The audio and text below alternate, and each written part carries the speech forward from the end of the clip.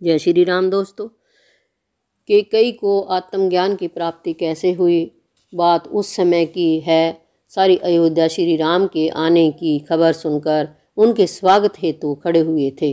माता कौशल्या, माता सुमित्रा, भरत, शत्रुघ्न सभी प्रेम वंश उनके समक्ष खड़े थे। श्री राम के वापस आने की खुशी के कारण सब लोग मूर्तिबंद खड़े थे। सबकी आंखें अश्रुओं से भीगी थी।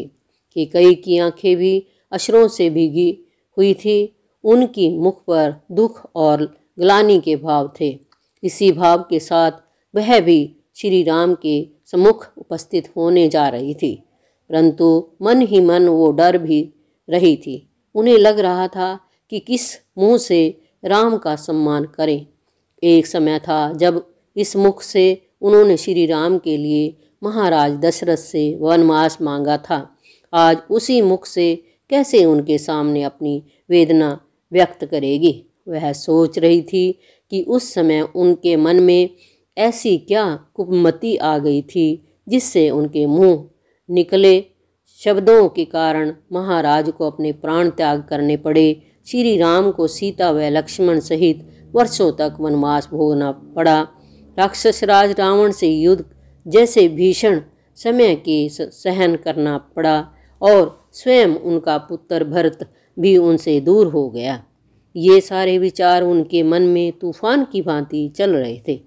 कहीं कहीं न कहीं मन में यह भय था कि न जाने श्री राम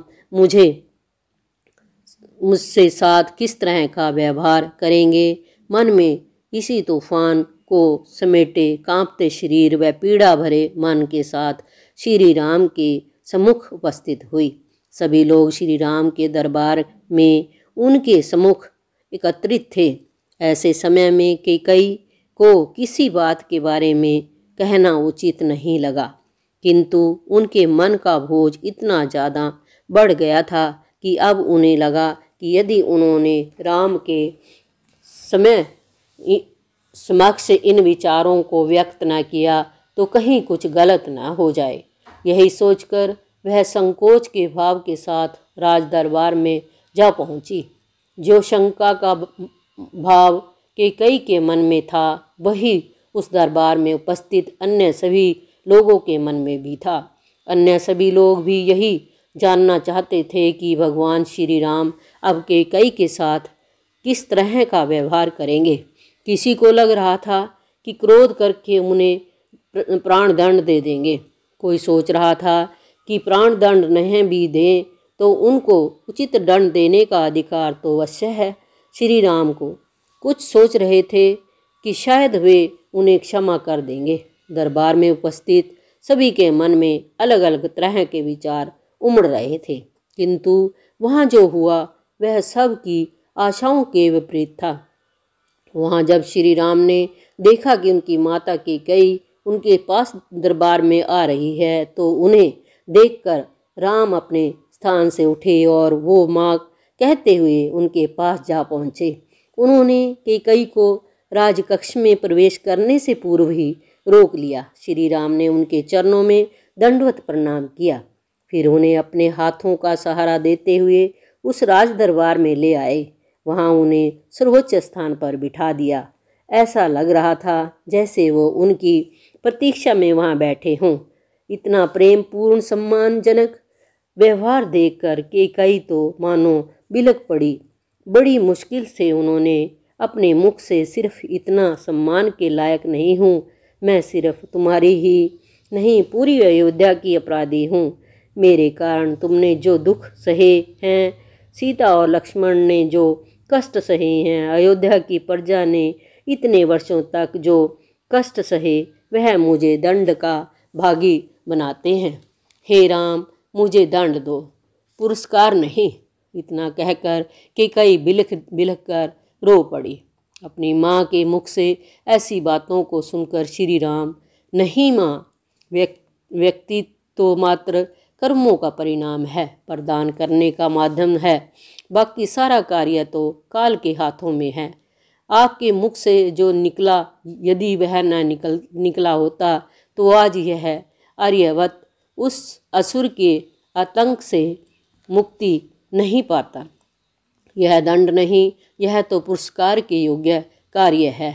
भगवान श्री राम गंभीरतापूर्वक आगे बोले, माँ, सामान्य हम लोग व्यक्ति के किसी कार्य को कारण समझते हैं और उससे बदला लेने की, उसका प्रत्युत्तर देने की सोचते हैं, जबकि ऐसा नहीं है।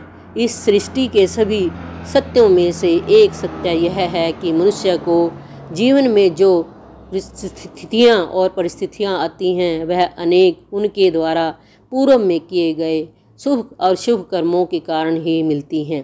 कुछ हमारे पूर्व संचित कर्म थे, कुछ इस जन्म के पाप, जिनका परिणाम हमें दिलाने के लिए उस दिन माँ सरस्वती ने आपके वह सब करवाया था। वह आपकी जीभा पर विराजमान होकर बैठ गई थी। उन्हीं के कारण ही इतनी कल्याणकारी प्रार्थना आपके मुख से निकल पड़ी, जिस कारण समूची मानवता को उस अवसर से मुक्ति मिल गई। भगवान राम के शब्दों में प्रेम के साथ साथ गंभीरता भी थी। भावनाएं सकारात्मक होती हैं तो प्रेम बन जाती हैं, और प्रेम पवित्रता से जुड़ता है तो एक अद्भुत प्रभाव सुनने वाले पर पड़ता है। यदि भगवान राम को शब्द मात्र शब्द होते तो उनके द्वारा रानी कैकेयी के मन को, बोझ को हल्का कर पाना संभव न था, किंतु उनके द्वारा जो यह वचन कहे गए थे वह इतनी आत्मीयता से साथ कहे गए थे कि रानी ने अपने दशकों पुराने मन के भार को सहजता से हल्का होते हुए अनुभव किया। कैकेयी बोली, हे राम, तुम्हारे प्रेम ने मेरे मन के बोझ को हल्का कर दिया है, परंतु अब मैं खुद को इस राजमहल के रहने योग्य नहीं समझती हूँ। कितने वर्षों तक मैं तुम्हें देखने की लालसा के कारण ही यहाँ पर रुकी रही। अब मैं वन जाकर तपस्या करना चाहती हूँ। जीवन में अंतिम वर्षों में शायद मुझ में बोझ जाग जाए, शायद मुझे आत्मज्ञान प्राप्त हो जाए, बस यही कामना है। मेरी श्री राम बोले, यदि आपकी ऐसी इच्छा है तो मैं आपको रोकूंगा नहीं, लेकिन यह जरूर कहूँगा कि यदि आप आत्मज्ञान की अभिलाषी रखती हैं तो मार्ग में पड़ने वाले खेत में जरूर घूम कर जाइएगा। वहाँ भेड़ों से कुछ समय वार्तालाप करके ही बन जाएगा। एक बार वार्तालाप करके देखें, शायद किसी महत्वपूर्ण ज्ञान का स्रोत बन जाए। मैं लक्ष्मण से कह देता हूँ, जब आप जाएंगी तो वह आपको सुरक्षित वन तक छोड़ आएगा। कैकेयी लक्ष्मण के साथ वन जाने की तैयारी तो वह समझ गई, किंतु भेड़ों से वार्तालाप की बात न समझ सकी। भेड़ों से वार्तालाप करने को बात को सुनकर उन्हें ऐसे लगा मानो श्री राम ने उनसे कोई उपहास किया हो। फिर भी उन्होंने यह सोचकर मन को समझाया कि संभवतः उनके परिहास में कोई गंभीर संदेश हो सकता है। अगले दिन लक्ष्मण ने भगवान राम के आदेश अनुसार रथ तैयार किया और खुद सारथी के स्थान पर बैठ गए। रानी कैकेयी को लेकर वे वन की ओर निकल पड़े। कैकेयी ने चलते समय लक्ष्मण से पूछा, पुत्र लक्ष्मण, क्या श्री राम ने तुम्हें कोई संकेत दिया है? मैं भेड़ों से वार्तालाप करने के उद्देश्य को लेकर समझ नहीं पा रही हूँ। लक्ष्मण बोला, माता, मेरे लिए तो वे प्रभु समान हैं। मैं उनके कहने के उद्देश्य को जानने का प्रयत्न ही नहीं करता। मैं तो मात्र उनके कहे को पूरा करने की सोचता हूँ। उन्होंने अगर यह कहा है तो जरूर कोई उद्देश्य ही होगा। आप चिंतित नहीं हो, चलिए देखते हैं क्या होता है। लक्ष्मण के शब्द से रानी कैकेयी को थोड़ी शांति मिली। लक्ष्मण से जो कहा गया था वैसा ही किया। उन्होंने रानी कैकेयी को रास्ते में पड़ने वाले खेत में ले जाकर खड़ा कर दिया। वहाँ कुछ भेड़ और बकरियां चर रही थी। माता कैकेयी उनके पास जाकर एक पत्थर पर बैठ गई, उन्हें ध्यान से देखने लगी। कुछ समय बाद उनकी आंखें बंद हो गई, वह ध्यान मगन हो गई थी। उस समय उन्हें मात्र उन भेड़ों की मैं करती हुई आवाज़ें उनके कानों में पड़ रही थी। कुछ देर यूं ही बैठकर वे एकदम तीव्रता से उठी और लक्ष्मण से बोली, पुत्र, वापस अयोध्या चलो। जिस ज्ञान की तलाश में मैं वन जाना चाहती थी वह तो लक्ष्मण ने, श्री राम ने मुझे यहीं दे दिया।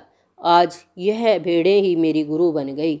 मैं राम को धन्यवाद देना चाहती हूँ। राम ने ही मुझे आज मेरे मन में ज्ञान के द्वार खोल दिए हैं। आज मुझे ज्ञान प्राप्त हो गया है। जय श्री राम। दोस्तों, अगर वीडियो अच्छी लगे लाइक करिए, शेयर करिए, कमेंट करिए और बेल आइकॉन को हिट करना ना भूलिए। धन्यवाद।